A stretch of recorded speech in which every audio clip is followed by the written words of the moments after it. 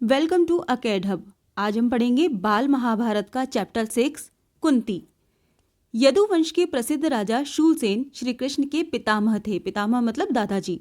इनके प्रथा नाम की एक कन्या थी। इनकी एक बेटी थी जिसका नाम था प्रथा। उसके रूप और गुणों की कीर्ति दूर दूर तक फैली हुई थी। शूलसेन के फुफेरे भाई कुंती भोज के कोई भी संतान नहीं थी। शूलसेन ने कुंती भोज को वचन दिया था कि उनकी जो पहली संतान होगी उसे वो कुंती भोज को दे देंगे। उसी के अनुसार शूलसेन ने कुंती भोज को प्रथा को गोद दे दिया। तो जो कुंती भोज थे उनके कजन थे और उनके कोई भी बच्चे नहीं थे। तो उन्होंने कहा था कि ठीक है, जो भी मेरी पहली संतान होगी वो मैं तुम्हें गोद दे दूंगा। तो उस जो उन्होंने कहा था उसी वजह से उनकी जो बेटी हुई थी प्रथा, उसको कुंती भोज ने अडॉप्ट कर लिया और कुंती भोज के यहाँ आने पर प्रथा का नाम पड़ा कुंती, उनके नाम से। ठीक है, अब आगे देखते। कुंती के बचपन में ऋषि दुर्वासा एक बार कुंती भोज के यहाँ पधारे। मतलब उनके एक ऋषि थे दुर्वासा, जिनको बहुत गुस्सा आता था और उनको संभालना भाई बहुत ही मुश्किल पड़ता था सबके लिए। तो जब कुंती छोटी थी तब वो उनके राज्य में आए थे। कुंती ने 1 वर्ष तक बड़ी सावधानी और सहनशीलता के साथ उनकी सेवा शुश्रूषा की। तो कुंती ने उनकी बहुत सेवा की 1 साल तक। उसकी सेवा टहल से दुर्वासा ऋषि प्रसन्न हो गए और उसे उपदेश दिया और बोले, कुंती भोज कन्ये, तुम किसी भी देवता का ध्यान करोगी तो वो अपने ही समान एक तेजस्वी पुत्र तुम्हें प्रदान करेगा। उन्होंने उनको एक वचन दिया, मतलब ये बोल के गए कि तुमने जो मेरी सेवा की है ना, इसके बदले ये है कि तुम जब भी किसी देवता को याद करोगी ना तो वो बिल्कुल अपने जैसा ही एक तेजस्वी पुत्र तुम्हें प्रदान करेंगे। इस प्रकार सूर्य के संयोग से कुमारी कुंती ने सूर्य के समान तेजस्वी और सुंदर बालक को जन्म दिया। तो जो उन्होंने वचन दिया था उनको, उसी के अनुसार जब उन्होंने सूर्य को याद किया तो वो अपने ही जैसा सुंदर बालक उनको देके चले गए। जन्मजात कवच और कुंडलों से शोभित वही बालक आगे चलकर कर्ण के नाम से विख्यात हुआ। अब जन्मजात क्या होता है कि वो जो पैदा हुआ था ना वो बच्चा, तो उसके कवच और कुंडल साथ में ही थे और वो ही बच्चा था जो बड़े होके क्या बना था, कर्ण। लेकिन अब कुंती को लोक निंदा का भय हुआ। लोक निंदा इसलिए क्योंकि तब तक उनकी शादी नहीं हुई थी, तो उन्हें लोक निंदा का भय हुआ। तो उन्होंने बच्चे को छोड़ देना ही उचित समझा। तो उन्हें क्या लगा कि भाई इस बच्चे को तो छोड़ देना चाहिए, लोग क्या कहेंगे।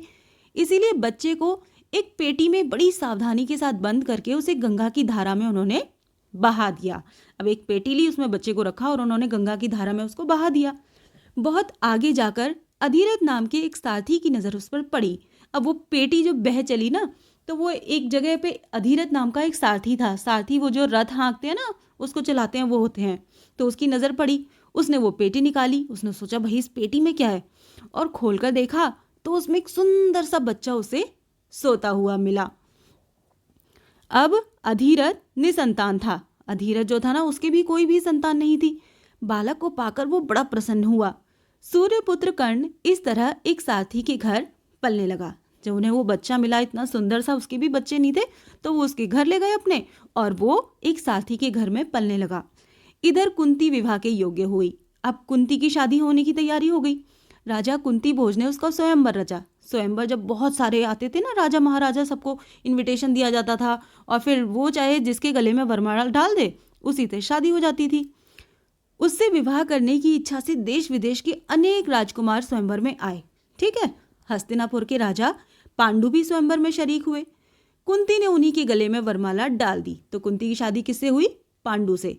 महाराजा पांडु का कुंती से ब्याह हो गया और वो कुंती सहित हस्तिनापुर लौट आए। उन दिनों राजवंशों में 1 से अधिक ब्याह करने की प्रथा प्रचलित थी। पहले क्या करते थे, 1 से ज़्यादा शादियां कर सकते थे। तो इसी रिवाज के अनुसार पितामह भीष्म की सलाह से महाराज पांडु ने कन्या माद्री से भी विवाह कर लिया। तो उन्होंने पहली शादी करी कुंती से और दूसरी शादी की उन्होंने माद्री से। एक दिन महाराजा पांडु वन में शिकार खेलने गए हुए थे। वहीं जंगल में हिरण के रूप में एक ऋषि दंपत्ति भी विहार कर रहे थे। तो पहले क्या था, जो ऋषि लोग थे ना, वो अपना भेष बदल सकते थे।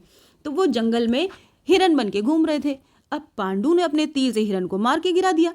भाई वो तो शिकार करने गए थे, उन्हें लगा ये हिरण है, उन्होंने मार दिया तीर। उनको ये पता नहीं था कि ये तो ऋषि दंपत्ति हैं। दंपत्ति मतलब हस्बैंड वाइफ। ऋषि ने मरते मरते पांडु को श्राप दे दिया। अब ऋषि के श्राप से पांडु को बड़ा दुख हुआ। ठीक है। साथ ही उन्हें अपनी भूल से खिन्न होकर नगर को लौटे और पितामह भीष्म तथा विदुर को राज्य का भार सौंपकर अपनी पत्नियों के साथ वन को चले गए। अब उन्हें श्राप मिल गया था तो वो इतने ज्यादा दुखी हो गए, उन्होंने क्या किया, वो वापस आए। उन्होंने अपना पूरा राज्य, वो राजा थे ना, अपना राज्य पाठ सब उन्होंने पितामह भीष्म को दे दिया और विदुर को सौंप दिया। और उसके बाद उन्होंने क्या किया, अपनी दोनों पत्नियों को लिया और वन में चले गए। वहां पर ब्रह्मचारी जैसा जीवन व्यतीत करने लगे, मतलब साधु बन गए। उन्होंने वो सब छोड़ दिया राजपाट। कुंती ने देखा कि महाराज को संतान की लालसा तो है, लेकिन ऋषि के श्रापवश वो संतान की उत्पत्ति नहीं कर सकते। अतः उसने विवाह से पहले दुर्वासा ऋषि से पाए वरदान को पांडु से जिक्र किया। तो उन्होंने उनको बताया कि ऐसे ऐसे मुझे वरदान दिया था दुर्वासा ऋषि ने कि मैं जब किसी भगवान को याद करूंगी तो वो अपने जैसा पुत्र मुझे देकर जाएंगे। तो उनके अनुरोध से कुंती और माद्री ने देवताओं के अनुग्रह से 5 पांडवों को जन्म दिया। अब वन में ही 5 का जन्म हुआ, ठीक है, और वहीं तपस्वियों के संग वो पलने लगे। अपनी दोनों स्त्रियों तथा बेटों के साथ महाराज पांडु कई बरस वन में रहे। अब उनके 5 पुत्र हो गए, लेकिन फिर भी वो वन में ही रहते थे और कई साल तक वन में ही रहते रहे। बसंत की ऋतु थी, ठीक है, सारा वन आनंद में डूबा हुआ सा प्रतीत हो रहा था। महाराज पांडु माद्री के साथ प्रकृति की इस उदर गारमय सुषमा को निहार रहे थे। ऋषि के श्राप का असर हो गया, तत्काल उनकी मृत्यु हो गई। अब जो ऋषि ने उनको श्राप दिया था ना, वो उनके असर हो गया और वो पांडु की मृत्यु हो गई। माद्री के दुख का पार न रहा। भाई माद्री को बहुत ज्यादा दुख हुआ। पति की मृत्यु का वो कारण बनी, ठीक है, वो पति की मृत्यु का कारण बनी, ये सोचकर पांडु के साथ ही वो भी मर गई। तो इस तरीके से क्या हुआ, पांडु और माद्री दोनों मर गए। अब बचा कौन, कुंती और पांडव, ठीक है। इस दुर्घटना से कुंती और 5 पांडवों के शोक की सीमा न रही, क्योंकि वो लोग अकेले रह गए। अब पर वन के ऋषि मुनियों ने उनको बहुत समझा बुझाकर उनको शांत किया और उन्हें हस्तिनापुर ले जाकर पितामह भीष्म के सुपुर्द किया। युधिष्ठिर की उम्र उस समय 16 वर्ष की थी। तो जो ऋषि मुनि थे उन्होंने उनको बहुत समझाया और उनको बोला कि अब आप वापस हस्तिनापुर लौट जाओ, क्योंकि वो किसकी वजह से गए थे, पांडु की वजह से जंगल में गए थे। अब जब पांडु की और माद्री की मृत्यु हो गई तो अब उनका वहां रहने का कोई भी मतलब नहीं बनता था। तो उन्होंने क्या किया, उनको वापस से हस्तिनापुर ले गए और पितामह भीष्म को सौंप दिया। तो ये तब की बात है जब युधिष्ठिर जो सबसे बड़े थे उनकी उम्र कितनी थी, 16 वर्ष की।